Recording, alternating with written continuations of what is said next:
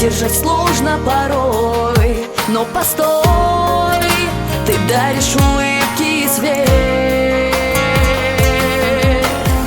И как бы ни было плохо, ты поднимаешь свой флаг навстречу беде всегда и везде. Но себя не забудь поберечь. Поклонимся врачам за их святую миссию,